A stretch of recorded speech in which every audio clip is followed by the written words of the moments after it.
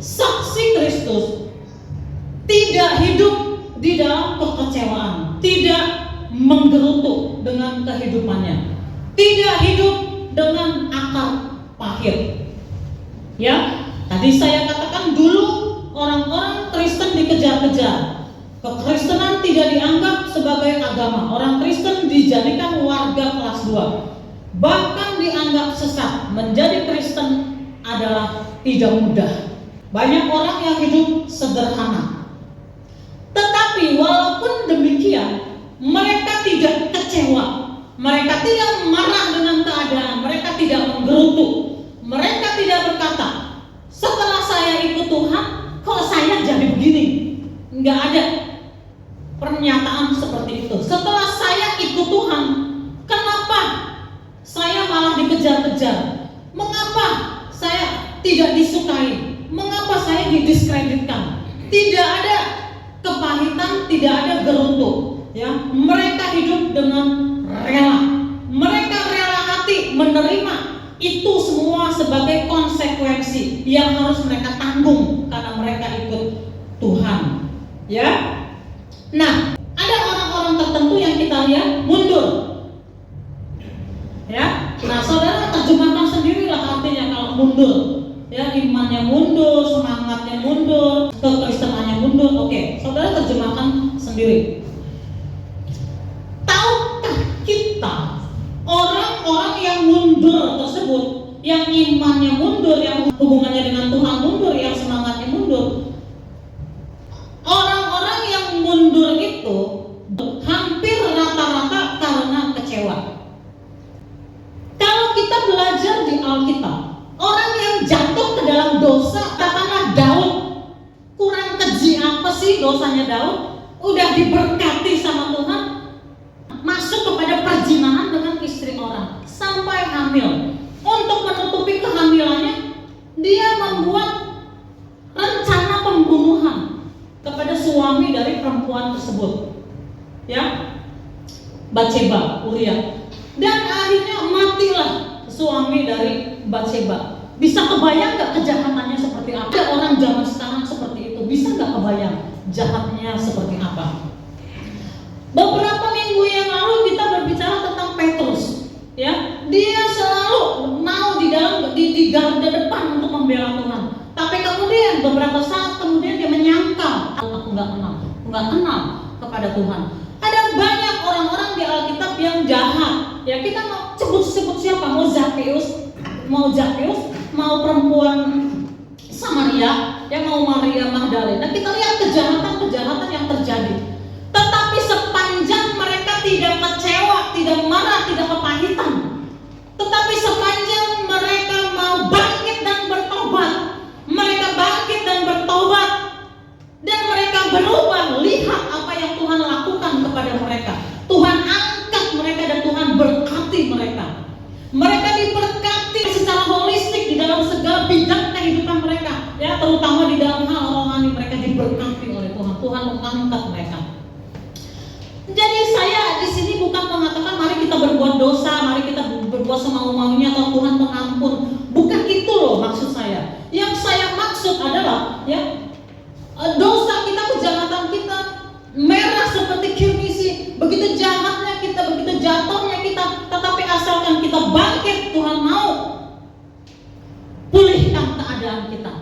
Tetapi ada banyak orang yang saya lihat di masa sekarang itu undur, semakin jauh hubungannya dengan Tuhan, semakin hilang semangatnya di dalam Tuhan.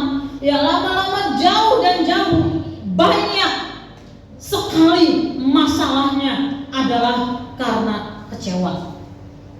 Mungkin kecewa dengan keadaan, mungkin kecewa karena doanya nggak dijawab, mungkin kecewa kepada orang lain, mungkin kecewa kepada siapapun kecewa.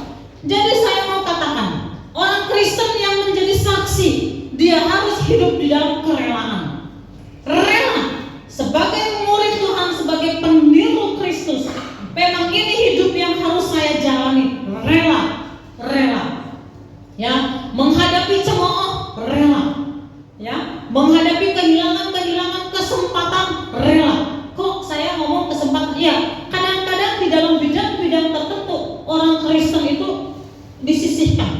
yang bukan Kristen mungkin duluan dikasih kesempatan, mungkin saya katakan. Kalau kita mengalami hal seperti itu, kita tidak kecewa, tidak marah, tidak kepahitan, ya.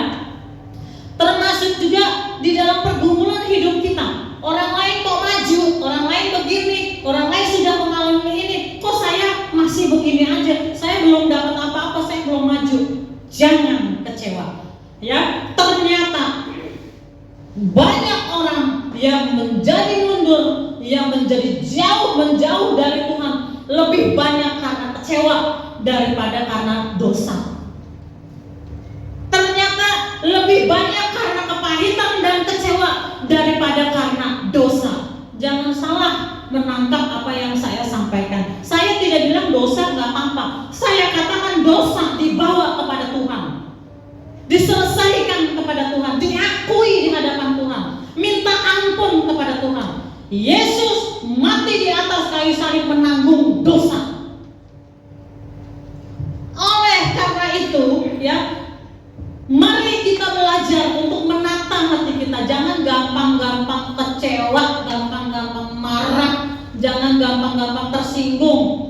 Jangan kita punya hati yang menyimpan kepahitan. Kok saya begini, kok orang lain begini. Jangan banding-bandingkan kehidupan kita dengan orang lain. Cara Tuhan mendidik kita berbeda dengan cara Tuhan mendidik orang lain, ya. Nah, jadi, ya, saksi Kristus, menjadi saksi Kristus. Jaga hati, jangan kecewa, jangan marah. Hidup di dalam kerelaan. Hidup di dalam kerelaan. Ya, kita rela dengan keadaan kita. Saya tidak berbicara kita nggak berjuang, kita hidup pasif, enggak ya, beda ya. Jangan saudara salah menangkap, ya. Ada porsinya. Sering berkali-kali saya katakan ada bagian kita, ada bagian Allah. Ada bagian kita, ada tanggung jawab kita, ada bagian Allah. Tanggung jawab kita berusaha, tanggung jawab kita berjuang, tanggung jawab kita bekerja, tanggung jawab kita belajar, ada tanggung jawab kita. Tetapi di sini saya sedang berkata, jangan kita kecewa. Ada waktu-waktu Tuhan tidak menjawab kita atau belum menjawab kita. Ada waktu-waktu kita melihat orang lain hidupnya lebih mudah, lebih gampang. Jangan kecewa, karena ternyata lebih banyak orang mundur karena kekecewaan daripada karena jatuh. Di Alkitab banyak sekali orang-orang tadi yang jatuh. Saya sampaikan tadi, jatuh ke dalam dosa, ke dalam kesalahan. Tapi ada juga orang-orang yang gak jatuh, gak salah, gak berbuat pelanggaran, tetapi kehilangan segala-galanya. Contohnya adalah Ayub.